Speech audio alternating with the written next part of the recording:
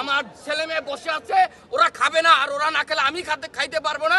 আপনি ওখানে মন্ত্রণালয়ে চলে যান স্যার, আপনারা মন্ত্রণালয়ে চলে যান, আপনারা ইউজিতে চলে যান, আপনার প্রধান উপদেষ্টার কার্যালয়ে চলে যান। জগন্নাথ বিশ্ববিদ্যালয় বাংলাদেশের প্রত্যেকটা জায়গায় যেভাবে অবদান রাখে আমাদেরকে ওইভাবে মূল্যায়ন করা হয় না।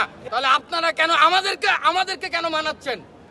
আপনারা আজকে আমাদের এই অনশন দেখে আপনারা আমাদের প্রতি মায়া কান্না দেখাচ্ছেন, অথচ আমার বিশ্ববিদ্যালয়ের 18,000 20,000 শিক্ষার্থী অনশন করছে প্রতিনিয়ত, প্রতি সকাল, প্রতি বিকাল, প্রতি রাতে।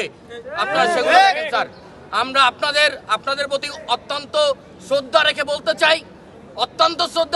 চাই, আপনারা আমাদের পিতৃতুল্য। আমরা যেই দাবি নিয়ে বসছি, ওই দাবি পূরণ না হওয়া পর্যন্ত এখানে বসে যাব। তাতে প্রয়োজনে এখানে সবার গণকবর হবে, তাতেও আমরা উঠব। এবার আপনাদের ব্যবস্থা, আপনাদের সিদ্ধান্ত, কোথায় গেলে আপনারা আমাদেরকে উঠাতে পারবেন সেখানে চলে যান, আমাদের কাছে আর আসবেন না দয়া করে।